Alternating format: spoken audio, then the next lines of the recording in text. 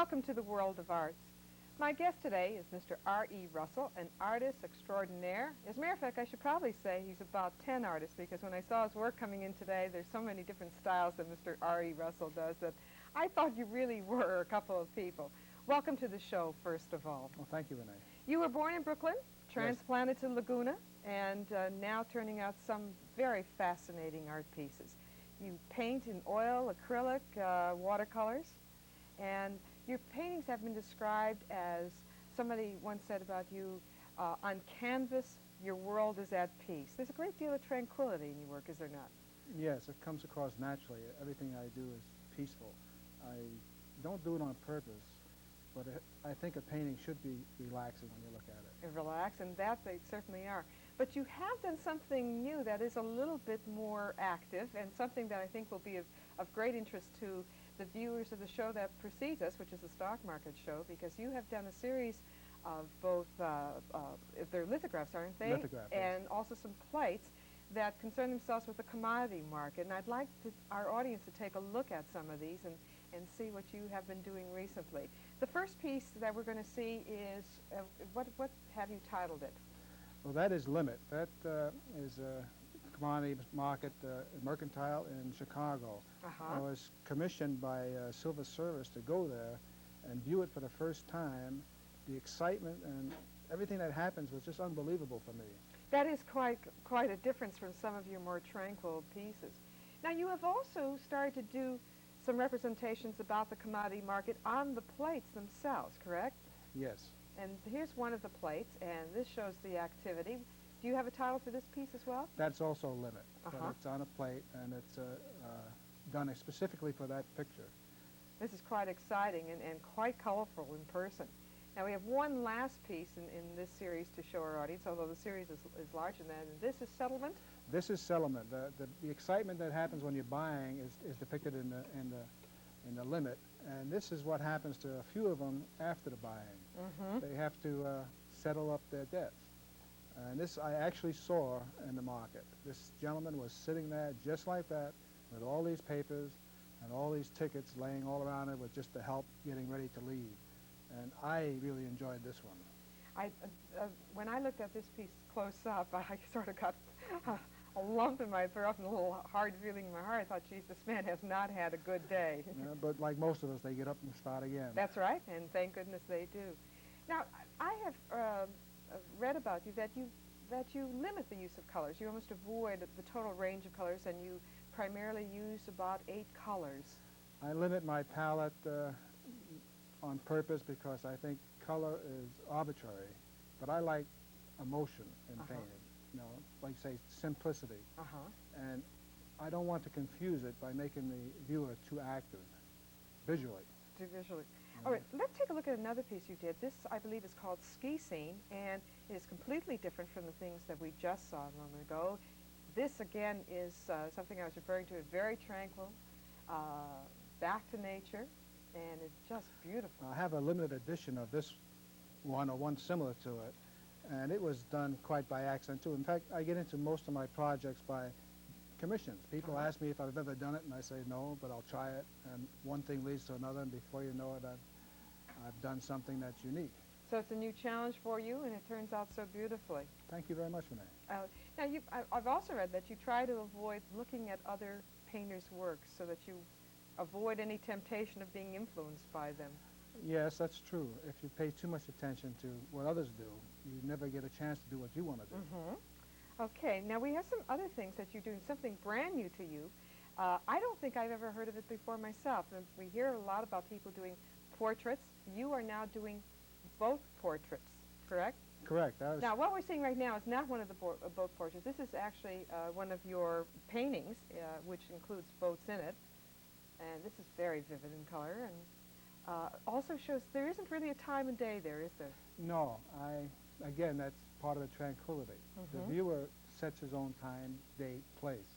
I don't like to title anything for the same reason. Picture is either a natural thing for you to look at and mean something to you in particular. I see. So like with a good book, you can use your own imagination. Now, here was what I was starting to refer to. This is one of your portraits of a boat, and this is a power boat, and this is something new. This is a brand new boat, California, a 450, and I was commissioned to do the painting because they don't know what it looks like. They just had the drawing. I see. And this is beginning, and this and the plates are beginning to bring me back into my first love, which is the ocean and boats. Ah. Let's take another look at another boat. This is a sailboat. And another, again, another portrait. This boat is in Newport, and it's a very interesting one. I enjoyed it very much. Mm-hmm. Now, you are also doing something that is quite unique. It's called triptych. But there is something very special about your triptychs, because no matter how you move them about, they still have a focal point. Is that correct? Correct. It's a Chinese in feeling.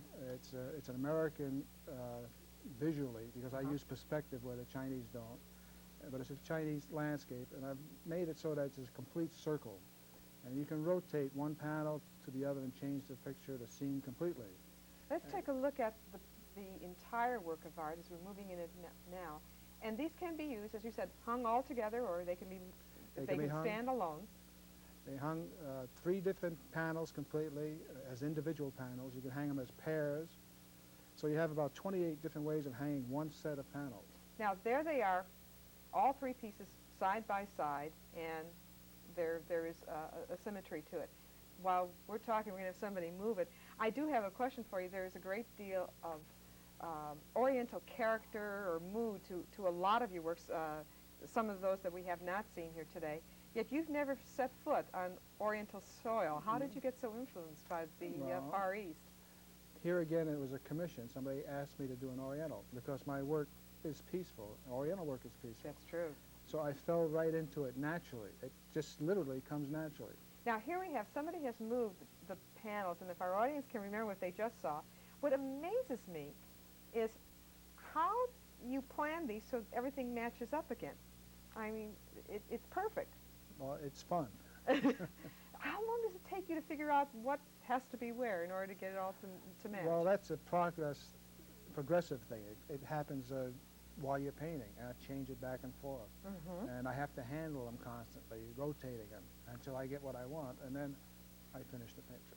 Let's see if we can move it while we're talking again. Let's see if they can move it one more time and come up with a perfect masterpiece again. We were talking about the tranquility of Oriental work.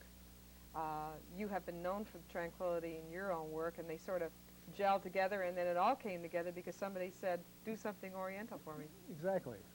It's marvelous. Is there anything anyone has asked of you that you have not been able to do?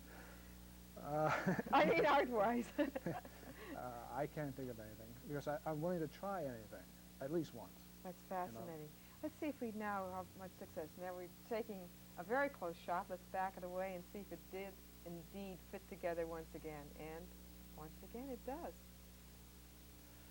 This is so incredible how it's a whole different look. Actually, if anyone got tired of the pieces one way, they could change them around and they have something else going. Yeah, it's been fantastic for me. I've been doing them now for more than 15 years, and I enjoy them very much. I enjoy doing them. What is the medium that those 3 pieces are done in? Oil. It's an oil wash. I use oil like a watercolor. It's not thick, it's very thin, and the canvas almost looks like a tapestry when I'm done. Yeah, when it came in, it did have that feel when I first saw them being brought in. What do you have on tap? What are you planning for the future, or are you waiting for somebody to give you another challenge? Well, the future right now is going back to the sea. I was raised in Fairhaven, Massachusetts, near the ocean, and I've always wanted to be able to do boats and seascapes. But for some reason, I've always done something else, and now it seems like I'm getting back to the sea. You have a wife, 3 children. Has it been difficult being an artist to feed the family, feed your creative soul? Well, that's always difficult, but I've been very lucky having a family that stands behind me. My wife and kids understand me better than I do. Do you find that it's necessary for you to go off, to travel a little bit to get inspiration, or are you sitting home sometimes and inspiration comes to you? How does it work for you? Both. Travel is always exciting, And I just got back from a trip that was almost a year and a half where I took everybody, the wife, the kids, the dog, For a year and a half? for a year and a half. And Where we did you go? all up and down the East Coast. How wonderful. What a fascinating trip. Have you started to put some of the inspiration into art pieces? Well, I think most artists, at least I do, by visually being, you absorb things like by osmosis, and this carries through your work whether you're there or not, or wherever you do it. But you have to see it. You have to have lived some part of it in order to be convincing. So what you're saying is, in addition to seeing it, you have to feel it somewhat, Exactly. and carry it through, and then transpose it to one of your various mediums. Do you find you enjoy working in one area more than the other, or is it you get different moods and different things excite you? Well, the hardest thing is to start, and once you start, it doesn't matter what medium you're working in. But being a professional now for more than 25 years, I enjoy it all. You've been now for about 17 years here in the California area, in the Yes. Laguna area, surrounded by many other artists. Do you have a studio there? Or? Right now I have it in my home. Uh-huh. After this trip, I have to look for another studio. You're branching out and getting bigger and bigger. Oh, that's true. You were on the road for a year and a half. No point in having a studio. I do have an address if our audience would like to get in touch with you, and I suppose if you move, you'll also leave a forwarding address. If you are interested in Mr. Russell's work or getting more information about it, is the R.E. Russell Studio at 3089 Burn Drive, which is in Laguna Beach. And we have a phone number for you as well. That's area code 714-494-8334. You've got, you've employed many different moods to your work. Are you working on anything right now that you'd like to share with us? Anything that you think might be fun, might be interesting for us?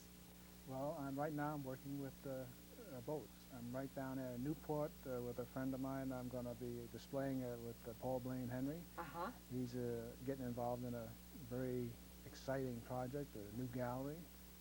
I take it then you will be exhibiting some of your work at the gallery when it opens, I hope? Unless I find my own place before that. Uh-huh. We're good friends, but I'd still rather be on my own. Spoken like a true artist who wants to be independent to the very last moment. You know, you've taken a trip, you said, up and down the coast. Do you foresee, since now you really seem to be getting into boats and into the water, that someday you might just take off on a sailing ship and see the world? Well, that is a dream of mine, to live on a boat sometime, somewhere. But like traveling, I want to do it wholeheartedly and full time. You know, not just on weekends. Yeah, that's something that you would really have to prepare for, to be able to take the time and be able to fund yourself while you're taking that time in the week when you're working, gathering inspiration.